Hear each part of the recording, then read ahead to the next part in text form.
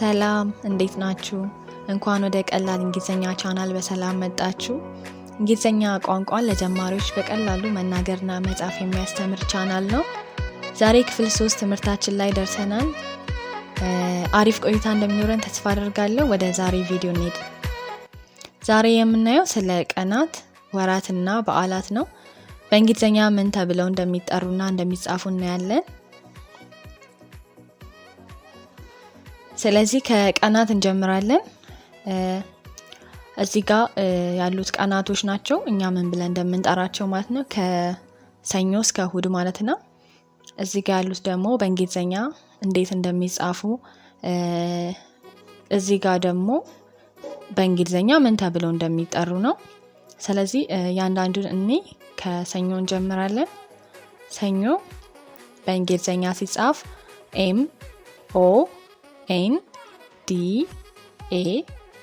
ነው። ሲጠራ ደግሞ መንዴይ ተብሎ ይጠራል ማለት ነው። ስለዚህ ሰኞ በእንግሊዘኛ ምንድነው? ምን ተብሎ ይጠራል? መንዴይ። እንዴት ተደርጎ ይጻፋል? እንደዚህ ተደርጎ ይጻፋል ማለት ነው። ማክሰኞ ጋር ስንመጣ TUESDAY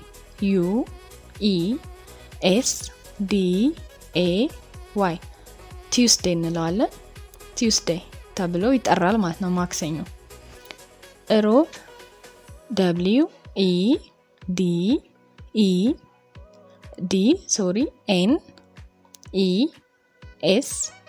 NESDAY ተብሎ ይጻፋል።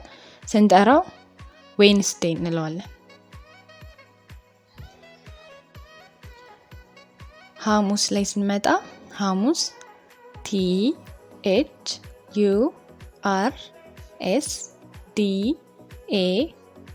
ተደርጎ ይጻፋል።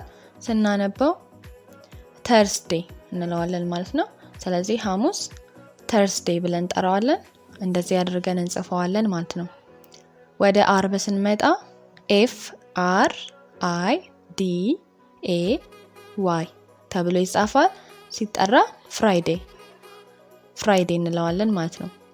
ቅዳሜ SATURDAY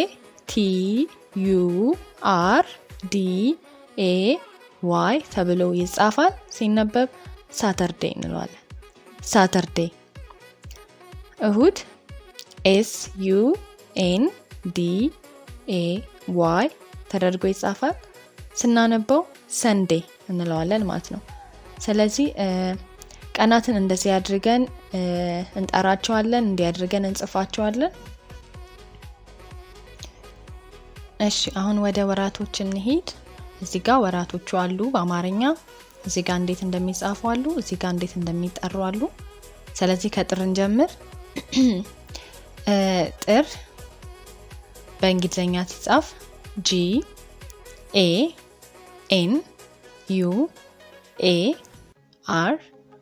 ነው። ስንጠራው ጃንዋሪ እንለዋለን። ከጥር የጀመርኩበት ምክንያት ጃንዋሪ የፈረንጆች የመጀመሪያው ወር ስለሆነ ነው። ስለዚህ በእንግሊዘኛ ማለት ነው ወራቶች ሲጀመሩ ከጃንዋሪ ነው የሚጀመሩት ማለት ነው። እኛ ከመስከረም እንደምንጀምረው መስከረምን 1 ብለን እንደምንጀምረው እነሱ ደግሞ ጃንዋሪን 1 ብለው ነው የሚጀምሩት። ለዛ ነው ከጃንዋሪ ጀመርኩት ወይም ከጥር የጀመርኩት። አሁን ወደ የካቲት እንሂድ። ሲጻፍ FEBRUARY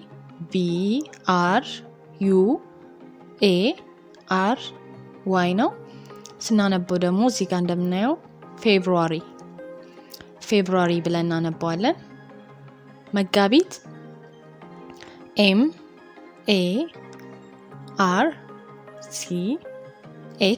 ብለን እንጽፈዋለን። ስናነበው ማርች ብለን እናነበዋለን ማለት ነው። ሚያዝያ APRIL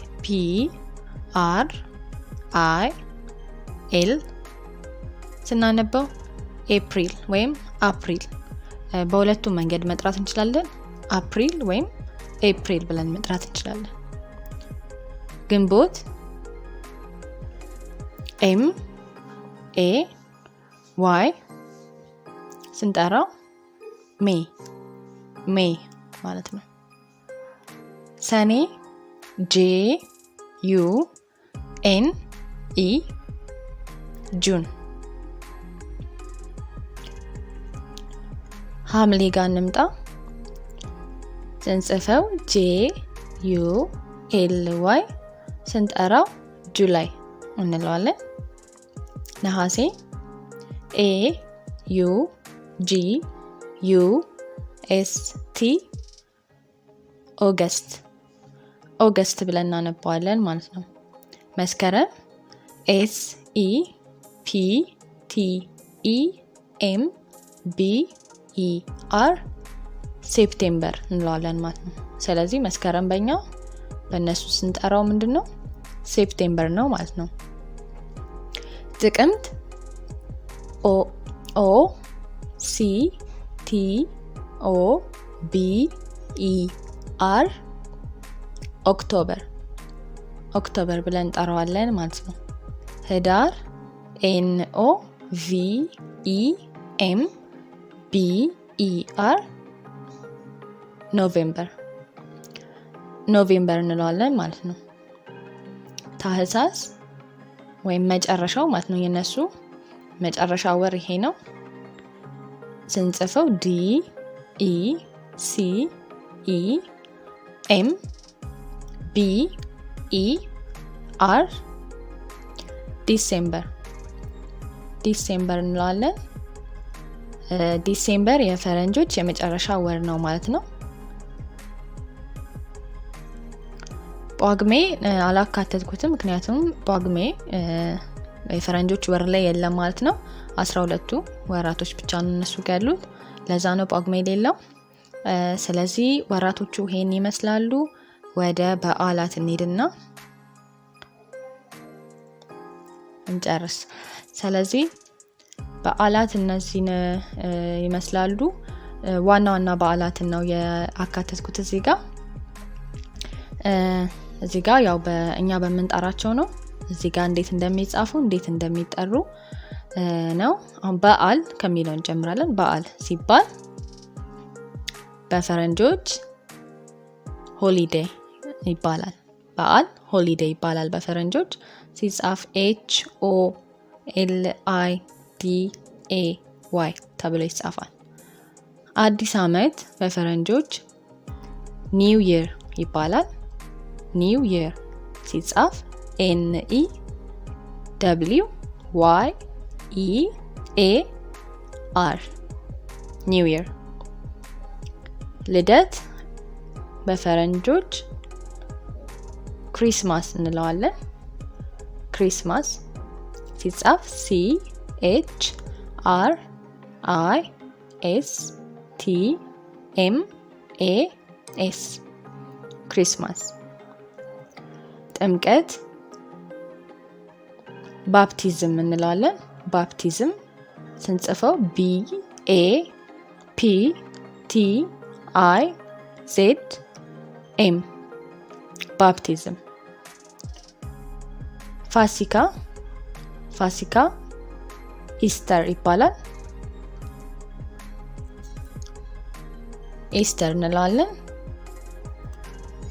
ስንጽፈው ኢ ኤ ኤስ ቲ ኢ አር ነው። ኢስተር። ስቅለት ጉድ ፍራይዴ እንለዋለን። ስንጽፈው ጉድ ፍራይዴ ስንጽፈው ጂ ኦ ኦ ዲ ጉድ ማለት ነው።